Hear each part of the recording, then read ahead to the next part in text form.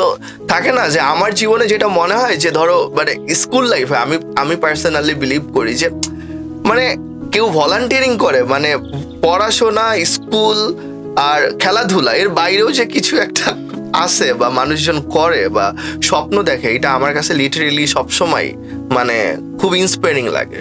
মানে থাকে না যে এটা আত্মার টান, মানে এটা নো ম্যাটার হোয়াট আমি অর্গানাইজেশনের মেম্বার নাকি মেম্বার না, বাট আই ফিল যে আমাদের একটা কাজ করতে হবে, একটা প্ল্যান আছে বা তোমার মাথায় একটা প্ল্যান আছে, আচ্ছা ঠিক আছে দৌড়ে আসতে হবে, কথা বলতে হবে, শেয়ার করতে হবে, কানেক্টেড হয়ে যাচ্ছে। আমি আমার গ্রোথের পিছনে সব থেকে বেশি কৃতজ্ঞতা যাদের প্রতি প্রকাশ করতে চাই সেটা হচ্ছে আমার নবম শ্রেণীতে আমি যেখানে ভর্তি হয়েছি তামিল মিল্লাত কামিল মাদ্রাসা, এইখানে।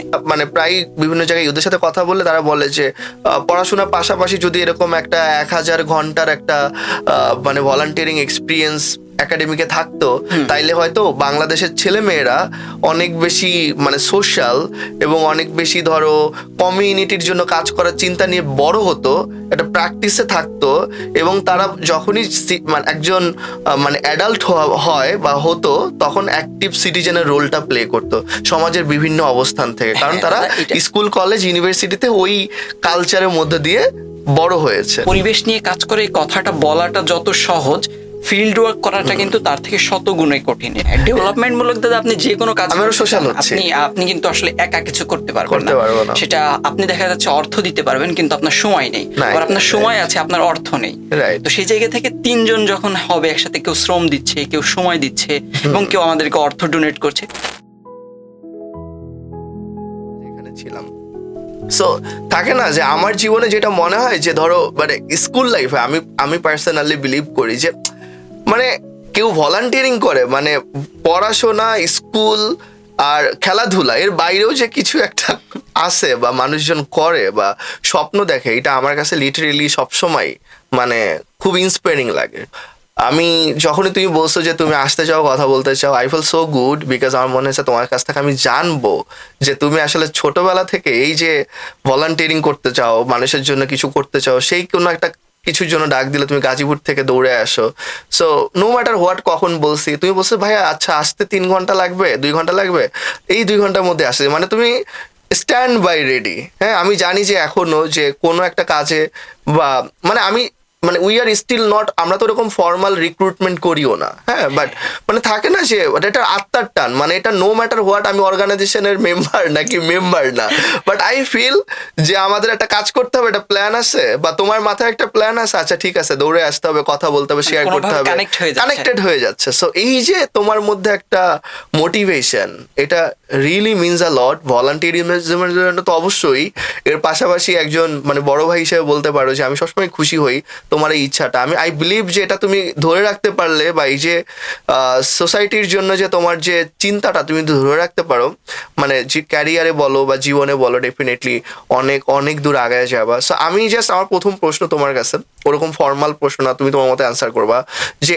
এই যে ভলান্টিয়ারিজম যে সেই স্কুল লাইফ থেকে তুমি শুরু করছো বা করো, হ্যাঁ, ক্লাস 9, 8, 9 থেকে তুমি আসলে কিভাবে শুরু করলা এবং কেন তোমার মনে হলো যে এই কাজটা তোমার করা উচিত?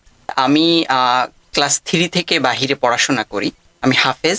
তো সেইভাবে প্রথমে হেফজো শেষ করেছি এবং হেফজোর মাঝেই হচ্ছে পঞ্চম শ্রেণীতে পরীক্ষা দিয়েছি। তখন আমাদের হচ্ছে বোর্ড পরীক্ষা ছিল ক্লাস 5-এ, এবং পরবর্তীতে হেফজো শেষ করে আমি ক্লাস 8-এর পরীক্ষা দিয়েছি এবং তখনই হচ্ছে আমি ক্যাডেটে পড়াশোনা করতাম। ক্লাস 9 থেকে হচ্ছে আমি ঢাকাতে এসেছি। আচ্ছা, তো ঢাকাতে আসার পরে আমি তামিল মিল্লাত কামিল মাদ্রাসাতে ক্লাস 9 থেকে শুরু করে আলিম পর্যন্ত শেষ করেছি, যেটা জেনারেলি এইচএসসি বলা হয়। তো সেই জায়গা থেকে তামিল মিল্লাতে আসার পরে আমার মূলত আমি বাহিরে যখন থাকতাম, ক্যাডেট হোক বা হেফজোখানায় আসলে একটা গণ্ডির মধ্যে রাখা হয়। সাধারণত এটা রাখার পিছনে কারণ আছে, যেহেতু কোরআন মুখস্থ করার ব্যাপার থাকে বা অনেক নিয়মতান্ত্রিকতার ভিতরে রাখা হয়। তো সেই জায়গা থেকে আসলে তখন যে আমার অনেক গ্রোথ হয়েছে বা আমি অনেক কিছু দেখতে পেরেছি, গ্রোথ তো তখন আসে যখন আমরা কিছু দেখি, কিছু পড়ি, অন্যর কারো কাছ থেকে ইন্সপায়ার পাই, তখন। কিন্তু আমার তখন দেখারই কোনো সুযোগ হয়নি, তো গ্রোথ হওয়ার কোনো প্রশ্নই আসে না। আমি আমার গ্রোথের পিছনে সব থেকে বেশি কৃতজ্ঞতা যাদের প্রতি প্রকাশ করতে চাই সেটা হচ্ছে আমার নবম শ্রেণীতে আমি যেখানে ভর্তি হয়েছি তামিল মিল্লাত কামিল মাদ্রাসা, এইখানে। তো তামিল মিল্লাত এমন একটা প্রতিষ্ঠান, আপনি আসলে যেখান থেকে চাইলে মানে একদম আমাদের ইসলামিক লাইনে বা আমরা যেটা ইসলাম ধর্মের সর্বোচ্চ যে আলেম সেটাও হওয়া সম্ভব। এবং আপনি যদি চান যে আপনার ক্যারিয়ারটা আপনি একজন লয়ার হবেন, সেরকম যোগ্য লয়ার হওয়া আপনার জন্য পসিবল, আপনি একজন যোগ্য ডাক্তার হতে চান, সেটা হতে পারবেন। মানে তুমি ওখান বলছো যে মানে এখান থেকে পড়াশোনা করলে এখানকার এডুকেশন কোয়ালিটির কথা বলছো যে এতটাই স্ট্যান্ডার্ড যে মানে যে কোনো প্রফেশনে আসলে আসা সম্ভব। এবং আমি প্রতিষ্ঠান সম্পর্কে জানি, আমার বন্ধুরাও কিন্তু এখান থেকে পড়েছে। আমি just একটা জিনিস বলতে চাই যে আমরা ভলান্টিয়ারিজমে, যেহেতু তুমি ভলান্টিয়ারিংটাকে খুব মানে মনে প্রাণে বিশ্বাস করো এবং করো, আই বিলিভ যে এটা তুমি অনেক বছর কন্টিনিউ করবে। সো আমার একটা যে প্রশ্ন, যে আমরা প্রায় দেখি যে মাদ্রাসার স্টুডেন্টদের মানে এটা একটা জেনারেল কমেন্টও হতে পারে, আবার এটা তোমার কাছে অ্যাগ্রিও করতে পারো, ডিসঅ্যাগ্রিও করতে পারো, মানে ওরকম না যে আমি যেটা বলছি এটা জাস্ট আমার অপিনিয়ন, মানে এটা কোনো রিসার্চের উপরে কোনো কিছু বলছি আমি তা না, মানে আমার দেখা বা আমার এক্সপিরিয়েন্স থেকে যে মাদ্রাসা ব্যাকগ্রাউন্ডের স্টুডেন্টদের প্রায় দেখা যায় যে ভলান্টিয়ারিজম বা এই ধরনের সোশ্যাল ডেভেলপমেন্টে একটু কম পার্টিসিপেশন থাকে। এখন আমি জানি না এটা কতটুকু তোমার কাছে মনে হয়েছে। যেরকম আমরা প্রায় দেখি যে লেটসে একটা কর্মশালা আয়োজন করছি বা কোনো কাজ করছি, একটু কম্পারেটিভলি কম থাকে। আরেকটা কারণও কম হতে পারে যে তাদের হয়তো সেখানে স্টুডেন্টের সংখ্যাই হয়তো কম, বাট এছাড়াও একটা পার্টিসিপেশন একটা গ্যাপ আমার কাছে মনে হয়েছে আছে। এবং সেই জায়গা থেকে তুমি ধরো ভলান্টিয়ারিং করো, এবং সেখানে কি তুমি তোমার শিক্ষকদের কেমন সাপোর্ট পেয়েছো, বা তারাই কি তোমাকে মোটিভেট করেছে কিনা, বা প্রতিষ্ঠান তোমাকে কোনোভাবে এইভাবে ভাবতে সাহায্য করেছে কিনা, বা এই ভাবনাগুলো এই ব্যাকগ্রাউন্ডে পড়ে আসলে কিভাবে মানে তৈরি হয়ে যায়, মানে এটা কি জাস্ট একজন মানে এডুকেশনের সাথে বা কারিকুলাম আলাদাভাবে একটা বাড়তি সাহায্য তোমাকে করেছে কিনা, একটু যদি বলো। দাদা, আমরা যদি সামগ্রিকভাবে বাংলাদেশের সকল মাদ্রাসাকে নিয়ে চিন্তা করি, তাহলে আসলে আপনি যেটা বললেন এটা অনেক ক্ষেত্রেই মিলে যায় যে না একটু কম পার্টিসিপেশন। আচ্ছা, তো এটা হওয়ার পিছনে আমার কাছে মোটা দাগে যে কারণগুলো মনে হয় সেটা হচ্ছে, প্রথমত এটা মাদ্রাসার থেকেও অনেক ক্ষেত্রে হয় যে স্কুল বা গ্রাম অঞ্চলে, প্রত্যন্ত অঞ্চলে যে স্কুলগুলা, সেইখানেও আসলে এক্সট্রা কারিকুলারের যে একটা প্র্যাকটিস, এইটা আসলে আমাদের কারিকুলামে তো নাই, এডুকেশন কারিকুলামে যেহেতু নাই, সেহেতু ওইখান থেকে সেটা কিন্তু ওই যে এনসিটিভির যে আমরা এসএসসি ইন্টারমিডিয়েট যে বলি, হ্যাঁ মানে মাধ্যমিক উচ্চ মাধ্যমিক, সেখানেও কিন্তু ভলান্টিয়ারিজম নিয়ে ওরকম কোনো কিছুই কথা নাই, গুরুত্ব নাই। যেরকম আমরা মানে প্রায় বিভিন্ন জায়গায় ওদের সাথে কথা বললে তারা বলে যে পড়াশোনার পাশাপাশি যদি এরকম একটা 1000 ঘন্টার একটা মানে ভলান্টিয়ারিং এক্সপিরিয়েন্স একাডেমিকে থাকতো, তাইলে হয়তো বাংলাদেশের ছেলে মেয়েরা অনেক বেশি মানে সোশ্যাল এবং অনেক বেশি ধরো কমিউনিটির জন্য কাজ করার চিন্তা নিয়ে বড় হতো, একটা প্র্যাকটিসে থাকতো, এবং তারা যখনই মানে একজন মানে অ্যাডাল্ট হয় বা হতো, তখন অ্যাক্টিভ সিটিজেনের রোলটা প্লে করতো সমাজের বিভিন্ন অবস্থান থেকে, কারণ তারা স্কুল কলেজ ইউনিভার্সিটিতে ওই কালচারের মধ্যে দিয়ে বড় হয়েছে। সো ওই জায়গাটা একটু বলো। এইটা হচ্ছে দাদা, আমি কিন্তু বইয়ে দেখেছি যে আমাদের বইয়ে, এনসিটিভির বইয়ে কিন্তু টিম ওয়ার্ক নামে একটা সেকশন থাকে, প্রত্যেকটা পার্টের পরেই একটা টিম ওয়ার্ক থাকে। আসলে সমস্যাটা হয়েছে, দেখা যাচ্ছে বোর্ড থেকে আমাদেরকে ওটা টাস্ক দেওয়া হচ্ছে ঠিকই, তাহলে মূল সমস্যা তাহলে তুমি বলছো কারিকুলামে না। ওকে, ওইখানে টাস্ক দেওয়া আছে যে এটা তুমি টিম ওয়ার্ক করে এইটার রেজাল্ট তুমি টিচারকে জমা দেবে, কিন্তু আমাদের এক্সামের যে ব্যাপারটা আছে, এক্সামে এই যে টিম ওয়ার্কের যে ব্যাপারটা, এইটা ইগনোর করা হচ্ছে। সেহেতু আমাদের পড়াশোনাটা কিন্তু পরীক্ষা কেন্দ্রিক। বর্তমানে সবাই কি চাচ্ছে, একটা ভালো রেজাল্ট হোক, দিন শেষে যার যত ভালো রেজাল্ট সে ক্যারিয়ারে তত ভালো করছে। কিন্তু আসলেই যদি ওই টিম ওয়ার্কের উপর বেস করে বর্তমানে নতুন শিক্ষা ব্যবস্থায় কিন্তু সেটা আনা হয়েছে, আমি দেখেছি। কিন্তু ইতিপূর্বে আমরা যখন 9-10 পাস করেছি, বা আপনি তো আরো আগে, আপনাদের সময় সম্ভবত আমাদের সময় আমাদের সময় আমরা পড়াশোনা করা জেনারেশন, আপনাদের পরবর্তী সময় এসেছে সৃজনশীল, তারপরে আমাদের এসেছে ধাপে ধাপে কিন্তু ধাপে ধাপে চেঞ্জ হয়েছে। তো আসলে আপডেট হচ্ছে।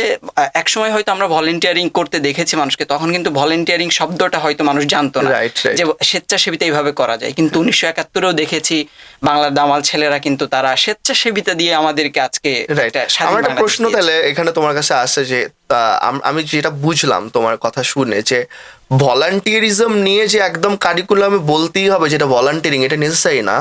বাট বর্তমান কারিকুলাম যেভাবে চিন্তা করছে যে একটু এই যে টিম ওয়ার্ক বেস পড়াশোনা, ক্রিয়েটিভ থিঙ্কিং বা এই যে অ্যানালিটিক্যাল অ্যাবিলিটি নিয়ে একটু কাজ করছে, এইটাই কোনো না কোনোভাবে কমিউনিটিতে বা একই সাথে ওর স্কিল ডেভেলপমেন্টে প্রভাব পড়ছে। অবশ্যই প্রভাব মানে অবজেক্টিভসটা কিন্তু ওইটাই যে ওইটাই। Social and mental development, not যে এরকম মুখস্থ করে জাস্ট এক্সাম দিয়ে এক্সাম ভিত্তিক বা মার্কস ভিত্তিক একটা হ্যাঁ। জেনারেশন তৈরি করতে চাচ্ছে না, না, চাচ্ছে না। যে একটা জেনারেশন কিভাবে স্কিলফুল হোক এবং এট দ্য সেম টাইম সামাজিক হোক। সবার সাথে মিলেমিশে একটা কাজ রাইট উঠে রাইট। এবং আসুক। একটা ক্লাসে যখন আমরা টিম ওয়ার্ক করে করে পড়ছি, সবার সাথে কিন্তু কি হচ্ছে, মানে সম্পর্ক বাড়ছে।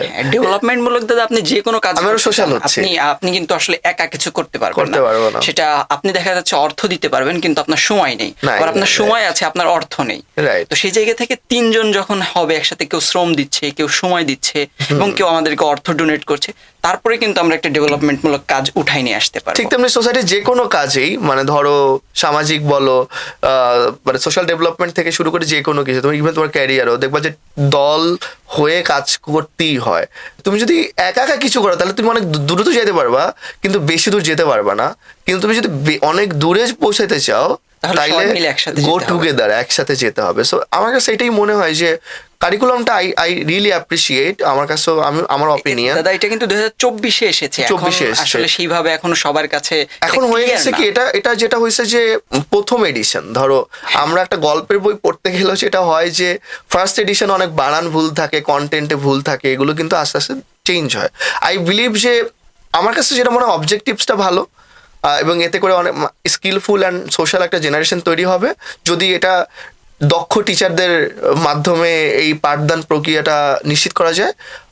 বাট এটার কয়েকটা এডিশন, কয়েকটা স্টেজে গিয়ে কন্টেন্টগুলো আরেকটু পরিমার্জিত এবং মানে যেখানে যেখানে মানে পরিমার্জনই বলে, সো ওই পরিমার্জনটা আসলে আমার মনে হয় যে ওইটা মানে মোর একসেপ্টেড হবে টু দা কি বলে ম্যাস পিপল। সো ওই দাদা, জায়গাটা আরেকটা ব্যাপার এখানে থেকে যায়, সেটা হচ্ছে আমরা যেহেতু মাদ্রাসা নিয়ে কথা বলছিলাম, তো মাদ্রাসাতে দেখা যাচ্ছে যে কারিকুলাম কিন্তু আগে বাংলাদেশ মাদ্রাসা বোর্ড নামে আলাদা একটা বোর্ড ছিল, পরে কিন্তু মাদ্রাসা বোর্ডটা উঠে যে পুরা স্কুল মাদ্রাসা এখন এনসিটিবি একসাথে করা হয়েছে। আচ্ছা, তো সেই জায়গা থেকে আপনার দেখা যাচ্ছে কারিকুলামে অনেকটা চেঞ্জ এসেছে, সেটা তো আমরা already মাদ্রাসায় দেখতে পাচ্ছি। একই রকম চেঞ্জ হ্যাঁ, এসেছে হ্যাঁ, কিনা মাদ্রাসাতেও মাদ্রাসা চেঞ্জ এসেছে, বোর্ডে? হ্যাঁ, মাদ্রাসা বোর্ডেও চেঞ্জ এসেছে, কিন্তু আসলে ব্যাপার হচ্ছে দেখা যাচ্ছে যে দিন শেষে টিচাররা সেভাবে প্রপার ট্রেনিং না পাওয়ার কারণে, আচ্ছা। বা টিচাররা আসলে স্টুডেন্টকে কিভাবে গাইড করবে, মূল ব্যাপার হচ্ছে কানেক্ট তো স্টুডেন্টদের সাথে টিচারের, এবং টিচাররা মূলত গভর্নমেন্টের সাথে কানেক্টেড থাকে বা বোর্ডের সাথে কানেক্টেড আচ্ছা। থাকে। তো ওই ওয়েতে যদি আসলে যে চেন অফ কমান্ড আর কি, যে বোর্ড থেকে যদি টিচারদেরকে সেইভাবে যথাযথভাবে তদারকি করা হয়, এবং টিচাররা যদি ওই অনুযায়ী আমাদের ছোট ভাই বোনেরা আছে বা True, true. শিক্ষা স্টুডেন্টরা যারা আছে তাদেরকে যদি সেভাবে মনিটরিংটা করতে পারি, তাহলে হয়তো দাদা আপনি যেটা বলছেন যে আমরা ভালো একটা অবজেক্ট পাবো, তাহলে এটা আমরা আশা করতে পারি। মাদ্রাসায় থেকে যে কাজ করে আমার দেখা অনেকেই আছে, বাট হ্যাঁ সংখ্যাটা এরকম যে অত বেশি না। তো তোমার কি মনে হয় যে ওখান থেকেও এরকম যদি আমরা ভলান্টিয়ার পেতে চাই বা সেবক পেতে চাই, দেশে যারা কাজ করে বা সামাজিক উন্নয়নমূলক কাজে অনেক অংশগ্রহণ বাড়াতে চাই, কি ধরনের পদক্ষেপ আসলে নেওয়া উচিত, যারা তোমার মতো এরকম দেশে কানাচে হ্যাঁ প্রচুর সামাজিক উন্নয়নমূলক কাজ করবে? ইনস্টিটিউট কেন্দ্রিক আসলে যে ক্লাবগুলো থাকে, ক্যাম্পাস ক্লাবগুলো, তো সেই ক্লাবগুলো তো আলাদা আলাদা কাজ করেই, বা সেই ক্লাবগুলো কিন্তু শুধুমাত্র ইনস্টিটিউটের গণ্ডির ভিতরে যেহেতু থাকে, সেক্ষেত্রে ওইখানে আসলে নিজেকে এক্সপ্লোর করার সুযোগটা একেবারেই কম। কারণ আপনাকে আপনার অথরিটি ক্যাম্পাস সাপোর্ট করবে, আপনার যদি ইনস্টিটিউটে স্টুডেন্ট ইউনিয়ন থাকে তাহলে তারা আপনাকে সাপোর্ট করবে, অন্যান্য ক্লাব সাপোর্ট করবে, কিন্তু তবুও ওইখান থেকে একটা শুরু হওয়া উচিত যে প্রত্যেকটা স্কুল থেকে শুরু করে, আমরা যেহেতু মাদ্রাসাকে কথা বলছি, তো মাদ্রাসায় যেন প্রত্যেকটা আলাদা আলাদা, যদি আমরা এই যে এক্সট্রা কারিকুলার বেজ হতে পারে, সেটা ডিবেট ক্লাব হতে পারে, সেটা স্পোর্টিং ক্লাব হতে পারে, সেটা সায়েন্স বলছো ক্লাব, যে এরকম ক্লাবিং গুলো মানে ক্লাবের কার্যক্রমগুলো বাড়ানো উচিত, এবং সেখানে ইনস্টিটিউশনের একটা ভূমিকা থাকা, অ্যাক্টিভ রোল থাকা উচিত, যে তারা বিভিন্ন সামাজিক উন্নয়নমূলক কাজে অংশগ্রহণ করছে কিনা বা এই ধরনের কার্যক্রম পরিচালনা করছে কিনা। এক্স্যাক্টলি রাইট, আমারও তাই মনে হয় যে ইনস্টিটিউশনের টিচারদের সাথে অ্যাডভোকেসি করলে, আর শিক্ষকরাও আমার কাছে মনে হয় যে এই ক্ষেত্রে একটা বড় রোল প্লে করার সুযোগ আছে। তখন যদি আমরা শুরু করি, দেখা যাচ্ছে প্রতিষ্ঠান থেকে যখন শুরু করব, তখন আমার ভিতরে কিন্তু একটা আমি সাহস পাবো যে না, আমি এটা করতে পারবো বা আমি একটা টিমকে লিড দিতে পারছি। তখন হয়তো আমরা প্রথমে আমাদের ডিস্ট্রিক্ট নিয়ে চিন্তা করতে পারি, পরে ডিভিশন নিয়ে চিন্তা করে পরে ন্যাশনাল ওয়াইড এবং ইন্টারন্যাশনাল পর্যায়েও বাংলাদেশের জন্য কিছু করতে পারবো মনে হয়। একদমই একমত। এবং আমি আরেকটা জিনিস বলতে চাই যে ধরো মানে এই প্রতিষ্ঠান থেকেও কিন্তু অনেক ইন্টারন্যাশনাল পার্টিসিপেশন আছে, এবং বাংলাদেশ কিন্তু আমরা দেখি মাদ্রাসার স্টুডেন্টরা অনেক সময় যে এই যে রিলিজিয়ন বেসড যে ধরনের কম্পিটিশন, সেখানে কিন্তু প্রতিনিধিত্ব করে অনেক অ্যাওয়ার্ড এবং অনেক ভালো জায়গায় যাচ্ছে। তবে একই সাথে তারা সায়েন্স এবং যেটাকে আমরা বলছি যে স্টিম বলি আর কি, মূলত science, technology, English and mathematics, এবং এই স্টিম এডুকেশন ওয়ার্ল্ড ওয়াইড খুব জনপ্রিয়। সো আমার কাছে মনে হয় যে একই সাথে যদি স্টিমেও ওই রকম অংশগ্রহণ এবং মানে শিক্ষকরা যদি ওইভাবে মানে স্টুডেন্টদেরকে অ্যাডভোকেট করেন বা তাদেরকে গাইড করেন বা তাদেরকে মেন্টরিং করেন, সাপোর্ট দেন, তাহলে যে এই ধরনের স্টিম রিলেটেড যে কন্টেস্ট, সেখানেও কিন্তু আমার মনে হয় যে অনেক অংশগ্রহণ হবে। বাংলাদেশে যে ভলান্টিয়ারিজম নিয়ে যা তুমি যে কাজ করছো, আমি নিশ্চয়ই মানে অনেক খুশি যে তুমি এই ধরনের উদ্যোগকে তুমি আরো দেশব্যাপী ছড়িয়ে দিবে। যেহেতু আমরা ফেসবুকের বর্তমান সোশ্যাল মিডিয়ার যুগ, তো ওইখানে একটা মন্তব্যই কিন্তু আসলে আমাদের লাইফে অনেক বেশি ইম্প্যাক্ট পড়ে। তো তুমি বলছো যে সোশ্যাল মিডিয়ার কমেন্টও কিন্তু খুব ইম্পর্টেন্ট। অবশ্যই খুব ইম্পর্টেন্ট, একটা রিঅ্যাক্টও আমার কাছে মনে হয় খুব ইম্পর্টেন্ট মোটিভেট করার জন্য। আবার সেখানে যদি কেউ ঘৃণ্য বক্তব্য ছড়ায়, সেটাও কিন্তু কষ্টদায়ক এবং ডিমোটিভেটিং। এবং এই যে অনলাইনে মানুষকে চেনে না, জানে না, ঘৃণ্য বক্তব্য ছড়াচ্ছে, উল্টাপাল্টা কথা বলছে, বাজে মন্তব্য করছে এবং সেটা কাউকে আঘাত করে,